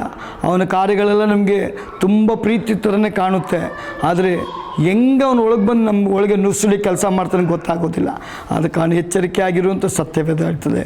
ಪ್ರೀತಿಯ ಸಹೋದರ ಸಹೋದರಿಯೇ, ಎಲ್ಲರೂ ಪಾಪ ಮಾಡಿ ದೇವರ ಮಹಿಮೆನ ಕಳ್ಕೊಂಡಿದ್ವಲ್ಲ, ಕ್ರಿಸ್ತನು ಆ ಮಹಿಮೆಯನ್ನು ತಿರುಗಿ ಕೊಡುವುದಕ್ಕೋಸ್ಕರ ನಮ್ಮನ್ನು ನೀತಿವಂತರಾಗಿ ಮಾಡಿದ್ದಾನೆ. ಅದಕ್ಕೆ ಪೌಲ್ ಹೇಳ್ತಾನೆ, ಇವತ್ತು ವಿಶ್ವಾಸಿಗಳಲ್ಲಿ ಮುಖ್ಯವಾಗಿ 3 ಭಾಳ ಪ್ರಾಮುಖ್ಯವಾಗಿ ಅವ್ರ ಜೀವನದಲ್ಲಿ ಇರಬೇಕಾಗಿರೋದು ನಂಬಿಕೆ, ನಿರೀಕ್ಷೆ ಮತ್ತು ಪ್ರೀತಿ. ನಮ್ಗೆ ಯಾರ ಮೇಲೆ ನಂಬಿಕೆ ಇರಬೇಕು? ಕ್ರಿಸ್ತನ ಮೇಲೆ. ನಮ್ಗೆ ಯಾರ ಮೇಲೆ ನಿರೀಕ್ಷೆ ಇರಬೇಕು? ಕ್ರಿಸ್ತನ ಮೇಲೆ. ನಾವು ಯಾರನ್ನ ಪ್ರೀತಿಸಬೇಕು? ಯೇಸುವನ್ನು. ದೇವರು ಅದೇ ವಾಗ್ದಾನ ಮಾಡ್ತಾನೆ, ಅವನ ಮೇಲೆ ಯಾರು ನಂಬಿಕೆ ಇಟ್ಟಿದ್ರು, ಅವನ ಮೇಲೆ ಯಾರು ನಿರೀಕ್ಷೆ ಇಟ್ಟಿದ್ರು, ಅವರನ್ನು, ಅವ್ರ ಕುಟುಂಬನ ನಾನು ಪ್ರೀತಿ ಮಾಡ್ತೇನೆ. ಹಲ್ಲೆಲೂಯಾ. ಒಂದು ಸಲ ಒಂದು ಮೊಸಳೆ, ಒಂದು ಕಪ್ಪೆ, ಒಂದು ಮಂಗ ನೀರಿನ ಮಧ್ಯದಲ್ಲಿ ಒಂದು ಮರ ಇತ್ತಂತೆ, ಪೇರಲೆಕಾಯಿ ಮರ. ಮೊಸಳೆ ದಿನ ಮಂಗನ ನೋಡಿ ನೋಡಿ ನೋಡಿ ಮಾತಾಡಿಸ್ಕೊಂಡು ಅವರಿಬ್ಬರು ಭಾಳ ಫ್ರೆಂಡ್ ಆಗಿಬಿಟ್ರಂತೆ. ಮಂಗ ಆ ಮೊಸಳೆ ಬಂದಾಗೆಲ್ಲ ಆ ಸೀಬೆಕಾಯಿನ ಕಿತ್ತಿ ಕಿತ್ತಿ ಕೊಡ್ತಾ ಇತ್ತಂತೆ. ಅದು ತಿಂದು ಅವ್ರ ಹೆಂಡತಿಗೆ ಹೋಗಿ ಹೇಳ್ತಾ ಇತ್ತಂತೆ ಮೊಸಳೆ, ನನಗೊಬ್ಬ ಸ್ನೇಹಿತನಿದ್ದಾನೆ, ಅವನು ಭಾಳ ಫ್ರೆಂಡ್ ಆಗಿದ್ದಾನೆ, ಪ್ರತಿದಿನ ನನಗೆ ಅವನು ಆ ಪೇರಲೆಕಾಯಿ ಹಣ್ಣನ್ನು ಕೊಡ್ತಾನೆ, ಅದು ಭಾಳ ರುಚಿಯಾಗಿರುತ್ತೆ, ಅವನು ಒಳ್ಳೊಳ್ಳೆ ಮಾತುಗಳನ್ನು ನನಗೆ ಆಡ್ತಾನೆ, ಅವನು ಮಾತನಾಡುವಂಥ ಶೈಲಿ ಮತ್ತು ಅವನ ಕಾರ್ಯಗಳೆಲ್ಲ ನನಗೆ ತುಂಬ ಇಷ್ಟ, ನಾವಿಬ್ಬರು ಒಳ್ಳೆ ಗೆಳೆಯರಾಗ್ಬಿಟ್ಟಿದ್ದೀವಿ ಅಂತ ಮೊಸಳೆ ದಿನ ಬಂದು ಹೆಂಡತಿಗೆ ಹೇಳ್ತಾ ಇತ್ತಂತೆ. ಒಂದು ದಿನ ಹೆಂಡತಿ ಆ ಮೊಸಳೆಗೆ ಹೇಳ್ತಂತೆ, ನಿನ್ನ ಫ್ರೆಂಡ್ ಕೊಡುವಂಥ ಈ ಪೇರಲೆಕಾಯಿ ಮತ್ತು ಅವನ ಮಾತುಗಳು ಎಷ್ಟು ರುಚಿಯಾಗಿದೆಯಲ್ಲ, ಹಾಗಾದರೆ ಅವನ ಹಾರ್ಟ್, ಅವನ ಹೃದಯದ ಒಳಗಿಂದ ಬರುವಂಥ ಮಾತುಗಳೇ ಇಷ್ಟು ರುಚಿಯಾಗಿದೆ ಅಂದರೆ ಅವನ ಹೃದಯ, ಅವನ ಮನಸ್ಸು, ಅವನು ಇನ್ನೆಷ್ಟು ರುಚಿಯಾಗಿರ್ಬೋದು ಅಂತ ಇದು ಕಿವಿಗೆ ಊದಿ ಒಂದು ಮಾತು ಹೇಳ್ತಂತೆ, ನನಗೆ ಅವನು ಕೊಡುವಂಥ ಪೇರಲೆಕಾಯಿ ಬೇಡ, ಆ ಮಂಗದ ಹಾರ್ಟೇ ಬೇಕು ನನಗೆ. ಅದನ್ನು ತಂದು ಕೊಡೋಕ್ಕಾಗುತ್ತಾ? ಆಗ ಗಂಡು ಮೊಸಳೆ ಹೇಳ್ತಂತೆ, ಅಯ್ಯೋ ಇಷ್ಟೊಂದು ಪ್ರೀತಿ ಮಾಡಿಬಿಟ್ಟಿದ್ದೀನಿ, ಹೆಂಗೆ ಅವನ್ನ ನಾನು ಮೋಸವಾಗಿ ಕರ್ಕೊಂಡು ಬಂದು ಕೊಲ್ಲಿ? ನನಗೆ ಕಷ್ಟ ಆಗಿದೆಯಲ್ಲ. ಇವತ್ತೆಷ್ಟೋ ಹೋಮ್ ಮಿನಿಸ್ಟ್ರ್ ಮಾತಿಗೆ ಪ್ರೈಮ್ ಮಿನಿಸ್ಟ್ರು ಬಿದ್ದೋಗ್ಬಿಟ್ಟಿದ್ದಾರೆ. ನಮ್ಮ ಮನೆ ಹೋಮ್ ಮಿನಿಸ್ಟ್ರ್ ಮಾತಿಗೆ ಪ್ರೈಮ್ ಮಿನಿಸ್ಟ್ರು ಬಿದ್ದೋಗ್ಬಿಟ್ಟಿದ್ದಾರೆ. ಆ ಮೊಸಳೆ ಹೇಳುವಾಗ, ಹೆಣ್ಣು ಮೊಸಳೆ ಹೇಳುವಾಗ ಗಂಡು ಮೊಸಳೆಗೆ ಏನು ಮಾಡಬೇಕು ಗೊತ್ತಾಗಿಲ್ಲಂತೆ. ಅದಕ್ಕೆ ಇವರು ಬ್ಲ್ಯಾಕ್ ಮೇಲ್ ಮಾಡಿದ್ಲಂತೆ, ನೀನೇನಾದರೂ ಆ ಮಂಗನನ್ನು ಕರ್ಕೊಂಡು ಬಂದು ನನಗೆ ಕೊಡಲಿಲ್ಲ ಅಂದರೆ ನಿನ್ನ ಜೊತೆ ನಾನು ಸಂಸಾರ ಮಾಡಲ್ಲ, ನಾನು ನಿನಗೆ ಇವತ್ತೇ ಡೈವರ್ಸ್ ಕೊಟ್ಟುಬಿಡ್ತೀನಿ. ನೋಡ್ರಿ, ನೀರಲ್ಲೂ ಬಾಯಿ ಮುಚ್ಕೊಂಡಿರ್ದಿರ ಅಲ್ಲೂ ಕಿತ್ತಾಡ್ತಾವೆ. ಗಂಡು ಮೊಸಳೆ ಹೆಣ್ಣು ಮೊಸಳೆ ಮಾತಿಗೆ ಸೋತು ಆ ಮಂಗನ ಹತ್ರ ಹೋಯ್ತಂತೆ. ಮಂಗ, ಇವತ್ತು ನಮ್ಮ ಮನೆಯಲ್ಲಿ ನಿನಗೊಂದು ಔತಣ, ನನ್ನ ಹೆಂಡತಿ ನಿನ್ನನ್ನು ಪ್ರೀತಿಯಿಂದ ಕರೆದಿದ್ದಾಳೆ, ನಮ್ಮ ಮನೇಲಿ ಬಂದು ನೀನು ಔತಣ ಸ್ವೀಕಾರ ಮಾಡಿಕೊಂಡು ಹೋಗಬೇಕು ಅಂತ ಪ್ರೀತಿಯಿಂದ ಕರೆದಾಗ ಭಾಳ ವರ್ಷದ ಒಂದು ಸಂಬಂಧ, ಭಾಳ ದಿನಗಳ ಒಂದು ಪ್ರೀತಿ ವಿಶ್ವಾಸ ಆ ಮಂಗ ನಂಬಿ ಆ ಮೊಸಳೆ ಮೇಲೆ ಬಂದು ಕೂತ್ಕೊಂಡ್ಬಿಡ್ತಂತೆ. ಇದ್ದೀರಾ? ಕೂತ್ಕೊಂಡು ಸ್ವಲ್ಪ ದೂರ ಹೋಗ್ತಾ ಇದ್ದಂಗೆ ಮೊಸಳೆಗೆ ಇರೋಕ್ಕಾಗಲಿಲ್ಲ. ಕೆಲವ್ರಿಗೆ ಇರೋಕ್ಕಾಗಲ್ಲ, ಒಳಗಿಟ್ಕೊಳ್ಳೋಕ್ಕೆ ಬರಲ್ಲ, ಪಟಕ್ಕಂತ ಹೇಳ್ಬಿಡ್ತಾರೆ. ಹೇಳಿದ್ರೆ ಅವ್ರಿಗೆ ಸಮಾಧಾನ. ಆ ಮೊಸಳೆ ಗಂಡು ಮೊಸಳೆ ಹೇಳ್ತಂತೆ, ಮಂಗ ಮಂಗ ದಯವಿಟ್ಟು ನನ್ನ ಕ್ಷಮಿಸಪ್ಪ, ನೀನು ಕೊಡೋಂಥ ಪೇರ್ಲೆಕಾಯಿ ನಾನು ತಿಂದು ನನ್ನ ಹೆಂಡತಿಗೂ ಕೊಡ್ತಾ ಇದ್ನಲ್ಲ, ಅವಳು ಹೇಳ್ತಾ ಇದ್ಲು ಭಾಳ ರುಚಿಯಾಗಿದೆಯಲ್ಲ, ಹಾಗಾದರೆ ಆ ಮಂಗನ ಮನಸ್ಸು, ಆ ಮಂಗನ ಹೃದಯ ಇನ್ನೆಷ್ಟು ಸ್ವೀಟಾಗಿರ್ಬೋದು, ಆ ಮಂಗನ್ನೇ ನಾವು ತಿನ್ನಬೇಕು, ನೀನು ಕರ್ಕೊಂಡು ಬಾ ಅಂತ ಅದು ಹೇಳಿ ಕಳಿಸಿದೆ, ಅದಕ್ಕೆ ನಿನ್ನ ತಿನ್ನಕ್ಕೆ ನಾನು ಕರ್ಕೊಂಡು ಹೋಗ್ತಾ ಇದ್ದೀನಿ ಅಂತ ಹೇಳಿದಾಗ ಮಂಗನೂ ಭಾಳ ಹುಷಾರು. ಮಂಗ ಅಂತಂತೆ, ಇಷ್ಟೇನಾ,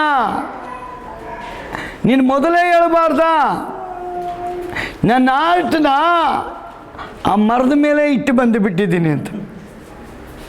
ನನ್ನ ಆಲ್ಟನ್ನ ನಾನು ಮರದ ಮೇಲೆ ಇಟ್ಟು ಬಂದು ಬಿಟ್ಟಿದ್ದೀನಿ, ಅಷ್ಟೇ ತಾನೇ, ಒಂದು ಸಲ ಕರ್ಕೊಂಡೋಗು, ನಾನು ತಗೊಂಡು ಬರ್ತೀನಿ ಅಂತ.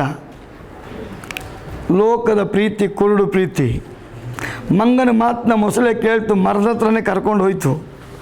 ಮರ ಹತ್ಕೊಂಡಿದ್ದ ತಕ್ಷಣ ಮಂಗ ಅಂತೂ, ಎಲೆ ದ್ರೋಹಿ, ನಾನೇನೋ ಹೋಗಲಿ ಅಂತ ಒಂದು ಪೇರ್ಲೆಕಾಯಿ ಕೊಟ್ಟರೆ ನೀನು ನನ್ನೇ ತಿನ್ನಕ್ಕೆ ಬಂದಿದ್ಯಾ, ಇಲ್ಲಿಂದ ತೊಲಗೋಗು ಅಂತಂತೆ. ಆಗ ಏನರ್ಥ ಅಂದರೆ, ಲೋಕದ ಪ್ರೀತಿ ಕಡಿಮೆ ಆಗಿ ಹಾಳಾಗಿ ನಾಶ ಆಗಿ ಹೋಗ್ಬಿಡುತ್ತೆ. ದೇವರ ಪ್ರೀತಿ ನಿಮ್ಮನ್ನು ನಾಶ ಮಾಡುವಂಥ ಪ್ರೀತಿ ಅಲ್ಲ, ನಿಮ್ಮನ್ನು ಹಾಳು ಮಾಡುವಂಥ ಪ್ರೀತಿ ಅಲ್ಲ, ನಿಮ್ಮನ್ನು ಮುಗಿಸುವಂಥ ಪ್ರೀತಿ ಅಲ್ಲ, ಅದು ಶಾಶ್ವತವಾದ ಪ್ರೀತಿ. ಭೂಲೋಕದಿಂದ ಯೇಸು ವಾಸ ಮಾಡುವಂಥ ಪರಲೋಕಕ್ಕೆ ಕೊಂಡೋಗುವಂಥ ಪ್ರೀತಿ. ಪ್ರಿಯ ಸಹೋದರಿ, ಈ ಮಧ್ಯಾಹ್ನ ನಮ್ಮನ್ನು ಪರೀಕ್ಷೆ ಮಾಡಿಕೊಳ್ಳೋಣ. ಎಲ್ಲೋ ಇದ್ದ ನಮ್ಮನ್ನು ಯೇಸು ಹುಡುಕಿದ್ದಾನೆ, ರಕ್ಷಣೆ ಕೊಟ್ಟಿದ್ದಾನೆ, ನೀತಿವಂತರಾಗಿ ಮಾಡಿದ್ದಾನೆ, ಪಾಪರಹಿತ ಜೀವಿತಕ್ಕೆ ನಮ್ಮನ್ನು ಕರೆ ಕೊಟ್ಟಿದ್ದಾನೆ, ಪರಿಶುದ್ಧವಾದ ಬಾಳು ಮಾಡೋದಕ್ಕೆ ಪರಿಶುದ್ಧಾತ್ಮನ ನಮ್ಮಲ್ಲಿ ಇಟ್ಟಿದ್ದಾನೆ. ಅವನ ಮೂಲಕವಾಗಿ ಭೂಲೋಕದಲ್ಲಿ ಪರಲೋಕವನ್ನು ಪ್ರಚುರಪಡಿಸುವಂಥ ರಾಯಭಾರಿಗಳಾಗಿ ನಮ್ಮನ್ನು ದೇವರು ಕರೆದಿದ್ದಾನೆ. ನಮ್ಮನ್ನು ಒಪ್ಪಿಸಿಕೊಡೋಣ. ಈ ಕೂಟದ ಮೂಲಕ ದೇವರೇ ನಿನ್ನ ನಾಮ ಮಹಿಮೆ ಹೊಂದಲಿ ಅಂತ ಹೇಳೋಣ. ಎಷ್ಟೋ ಜನರಿಗಿಲ್ಲದ ಭಾಗ್ಯ ನಮಗೆ ನೀನು ಕೊಟ್ಟಿದೆಯಲ್ಲಪ್ಪ ಅಂತ ನಮ್ಮನ್ನು ಒಪ್ಪಿಸಿಕೊಟ್ಟು ನಾವು ದೇವರಿಗೆ ಸ್ತೋತ್ರ ಮಾಡೋಣ. ಎಲ್ಲರೂ ಒಂದು ನಿಮಿಷ ಎದ್ದು ನಿಂತುಕೊಳ್ಳೋಣ. ದೇವರು ತಾನೇ ನಮ್ಮನ್ನು ಆಶೀರ್ವದಿಸಲು. ಅನೀತಿವಂತರಾಗಿದ್ದ ನಮ್ಮನ್ನು ದೇವರು ನೀತಿವಂತರಾಗಿದ್ದ ಮಾಡಿಸಿದ. ಪಾಪಿಗಳಾದ ನಮ್ಮನ್ನು ಪರಿಶುದ್ಧವಂತರಾಗಿ ಮಾಡಿದ. ಪಾಪ ಮಾಡಿ ದೇವರ ಮಹಿಮೆಯನ್ನು ಕಳ್ಕೊಂಡಂಥ ನಮಗೆ ಕ್ರಿಸ್ತನ ಮೂಲಕವಾಗಿ ತಿರುಗಿ ಅದನ್ನು ಅನುಗ್ರಹಿಸಿಕೊಟ್ಟಿದ್ದ. ಈ ಒಳ್ಳೆ ದೇವರಿಗೆ ನಾವು ದೇವರನ್ನ ಮಹಿಮೆ ಪಡಿಸೋಣ. ಕ್ರಿಸ್ತನ ಪ್ರೀತಿ ಮಾಯಾದ ಪ್ರೀತಿ ಅಲ್ಲ, ಅದು ಮಾರಾದ ಪ್ರೀತಿ ಅಲ್ಲ, ನಮ್ಮನ್ನು ಮಾರ್ಪಡಿಸುವ ಪ್ರೀತಿ, ಕೆಟ್ಟತನದಿಂದ ಒಳ್ಳೆತನಕ್ಕೆ ತಿರುಗಿಸುವಂಥ ಪ್ರೀತಿ, ಅಸಾಧ್ಯವಾದ ಕಾರ್ಯಗಳನ್ನು ಪ್ರೀತಿಸುವ ಹಿತಕ್ಕೋಸ್ಕರ ಎಲ್ಲವನ್ನ ಮಾಡುವಂಥ ಪ್ರೀತಿ. ಕಡೆಯದಾಗಿ ನಮ್ಮ ಕೈಗಳನ್ನೆತ್ತಿ ದೇವರಿಗೆ ಸ್ತೋತ್ರ ಮಾಡೋಣ. ದೇವರೇ, ಈ ದಿನ ನಿನ್ನ ವಾಕ್ಯವನ್ನು ಗ್ರಹಿಸಿಕೊಂಡಿದ್ದೆ. ಸೌಲೇ ದಾವೀದನಿಗೆ ಹೇಳ್ತಾನೆ, ನೀನು ದೇವರ ಮುಂದೆ ನೀತಿವಂತನು, ನೀನು ಒಳ್ಳೆಯವನು. ಆಸನ ಕಾಲದಲ್ಲಿ ಅವನ ರಾಜ್ಯದಲ್ಲಿ 10 ವರ್ಷಗಳ ಕಾಲ ಸಮಾಧಾನವಿತ್ತು ಅಂತ ದೇವರ ವಾಕ್ಯ ಹೇಳ್ತದೆ. ಇವತ್ತು ನನ್ನ ಜೀವಿತದ ಮೂಲಕ ಒಂದು ಮನೆಯಲ್ಲಿ ಒಬ್ಬ ನೀತಿವಂತನಿದ್ರೆ ಅವನ ಮೂಲಕ ಇಡೀ ಮನೆ ರಕ್ಷಿಸಲ್ಪಡ್ತದೆ. ಒಂದು ಮನೆಯಲ್ಲಿ ಒಬ್ಬ ನೀತಿವಂತನಿದ್ರೆ, ಒಂದು ಗ್ರಾಮದಲ್ಲಿ ಒಬ್ಬ ನೀತಿವಂತನಿದ್ರೆ, ಒಂದು ಏರಿಯಾದಲ್ಲಿ ಒಬ್ಬ ನೀತಿವಂತನಿದ್ರೆ, ಒಂದು ಜಿಲ್ಲೆಯಲ್ಲಿ ಒಬ್ಬ ನೀತಿವಂತನಿದ್ರೆ, ಅವನ ನಿಜವಾದ ಅತ್ಯಾಸಕ್ತಿಯುಳ್ಳ ಪ್ರಾರ್ಥನೆ ಜನರನ್ನು ಬಿಡುಗಡೆ ಮಾಡುತ್ತೆ.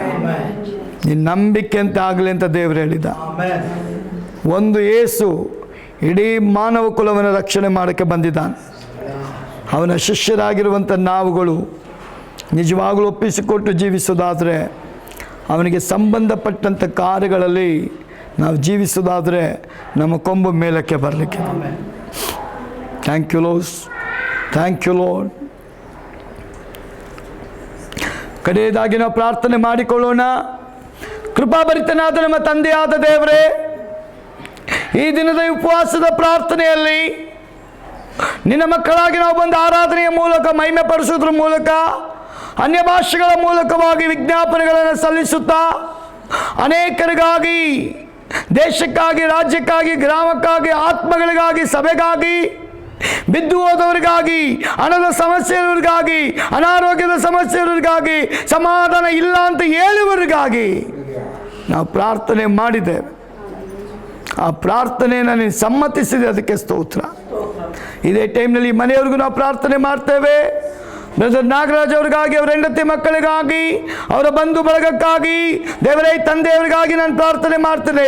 ಯೇಸುವಿನ ನಾಮದಲ್ಲಿ ಅಪ್ಪ, ಈ ಮಗನ ಮೇಲಿನ ಬಲವಾದ ಶಕ್ತಿ ಬರುವುದ್ರ ಮೂಲಕ ಸಮಾಧಾನ ಕೊಡು ದೇವರೇ, ಆರೋಗ್ಯ ಕೊಡು ದೇವರೇ, ಎಲ್ಲ ರೀತಿಯಾದ ಏರ್ಪೇರು ಉಂಟು ಮಾಡುವ ಶಕ್ತಿಯ ಬಲ ಬಿಟ್ಟು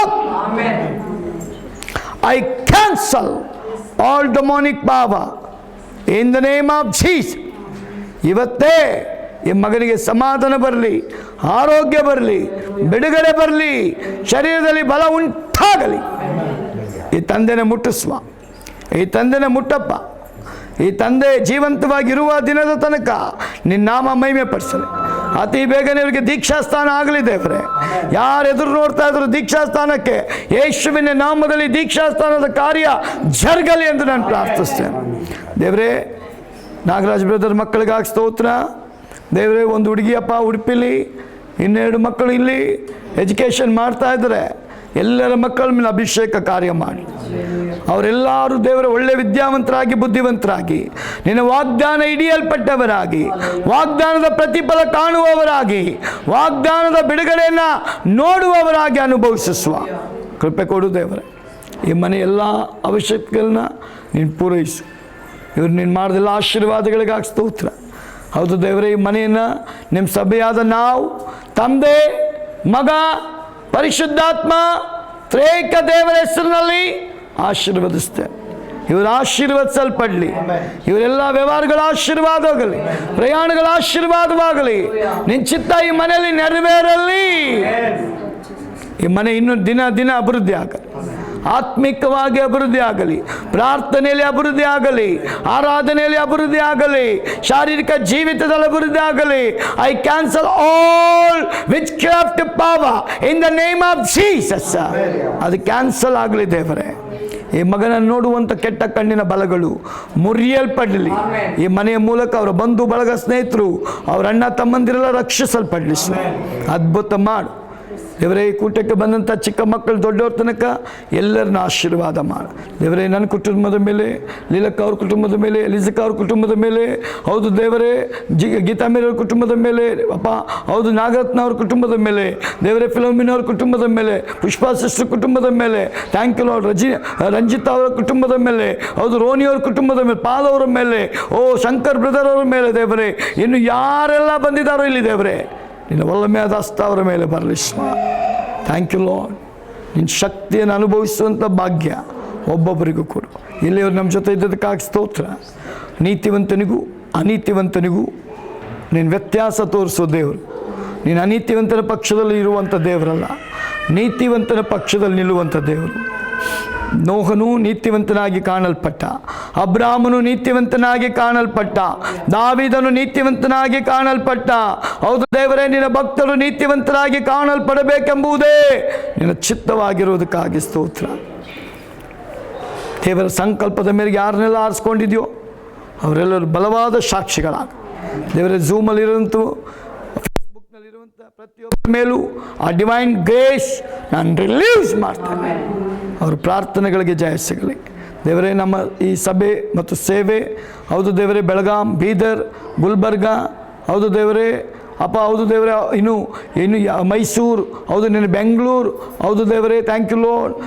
ಅಪ್ಪ ಕೊಳ್ಳೇಗಾಲ, ಹೌದು ದೇವರೇ, ಥ್ಯಾಂಕ್ ಯು ಲಾರ್ಡ್. ಕೊಡಗು, ಹೌದು ಯಾರೆಲ್ಲ ಪ್ರೇಯರ್ಗಳು ಮಾಡಿ ಅಂತ ಹೇಳ್ತಾ ಇದ್ರು. ಉಡುಪಿ ದೇವರೇ, ಥ್ಯಾಂಕ್ ಯು ಲಾರ್ಡ್. ಹೌದು ದೇವರೇ, ಇನ್ನು ಅಪ್ಪ ರಾಯಚೂರು, ಹೌದು ದೇವರೇ, ಎಲ್ಲ ಕಡೆ ಸ್ಪ್ರೆಡ್ ಮಾಡ್ತಾ ಇದೆಯಾ, ಅದಕ್ಕೆ ನಿನಗೆ ಸ್ತೋತ್ರ ಮಾಡ್ತೇನೆ ದೇವರೇ. ಇದು ದಿನ ದಿನ ದಿನ ಒಂದು ಆಲದ ಮರದಾಗಿ ಬೆಳೀಲಿ ಎಂದು ನಾನು ಪ್ರಾರ್ಥನೆ ಮಾಡ್ತೇನೆ. ಹೌದು ದೇವರೇ, ಬೆಳಿಬೇಕು, ಅದರಲ್ಲಿ ಫಲ ಬರಬೇಕು ಸ್ವಾಮಿ, ಅದು ನಿಲ್ಲುವಂಥ ಫಲ ಆಗಬೇಕು ದೇವರೇ. ನಾವು ಸ್ವಲ್ಪ ಸೇವೆ ಮಾಡೋದಾದರೂ ಅದು ನಿನಗೆ ಮೆಚ್ಚುಗೆ ಆಗಿರಲಿ ಎಂದು ನಾನು ಪ್ರಾರ್ಥನೆ ಮಾಡ್ತೇವೆ. ಚಿಕ್ಕ ಹಿಂಡೆ, ಭಯಪಡಬೇಡ, ನಾನು ನಿನ್ನ ಸಂಗಡ ಇದ್ದೇನೆ ಅಂತ ಹೇಳಿದ್ದಿ. ಹೌದು, ನಮ್ಮ ನಾಮ ಕೆಳಗೆ ಬರಲಿ, ನಿನ್ನ ನಾಮ ಮೇಲಿರಲಿ ಸ್ವಾಮಿ. ಸ್ಥಾನಿಕನಾದ ಯೋಹಾನ ಹೇಳಿದ ಹಾಗೆ ನಾನು ಕಡಿಮೆ ಆಗಬೇಕು, ನಾನು ಏಸು ಹೆಚ್ಚಬೇಕು ಅಂತ. ದೇವರೇ, ಈ ಸೇವೆಯನ್ನು ನಿನ್ನ ಕೈಲಿ ಒಪ್ಪಿಸಿಕೊಟ್ಟಿದ್ದೇನೆ. ಯಾರೆಲ್ಲ ಬಂದು ಅಪ್ಪ ನಿನ್ನ ಸಮ್ಮುಖದಲ್ಲಿ ಪ್ರಾರ್ಥಿಸಿ ಅವ್ರು ಹೋಗುವಾಗ, ಹೌದು ದೇವರೇ, ಶ್ವೇತ ರಾಜೇಶ್ವರನ್ನು ನೆನಪು ಮಾಡ್ಕೊಳ್ತೇವೆ. ಯಾರೆಲ್ಲ ಇದರಲ್ಲಿ ಪಾಲ್ಗೊಂಡಿದ್ದಾರೋ ಪ್ರತಿಯೊಬ್ಬೊಬ್ಬರನ್ನ ತಂದೆ, ಮಗ, ಪರಿಶುದ್ಧಾತ್ಮ ತ್ರಿಯೇಕ ದೇವರ ಹೆಸರಿನಲ್ಲಿ ಆಶೀರ್ವದಿಸ್ತಾರೆ. ಅವರು ಆಶೀರ್ವದಿಸಲ್ಪಟ್ಟು ಮಹಿಮೆ ನಿನಗೆ ಯೇಸುವಿನ ನಾಮದಲ್ಲಿ ಪ್ರಾರ್ಥನೆ ಮಾಡಿ ಬೇಡಿ ಹೊಂದ್ಕೊಳ್ತೇನೆ ನಮ್ಮ ಜೀವಗಳ ತಂದೆ. ಆಮೇನ್.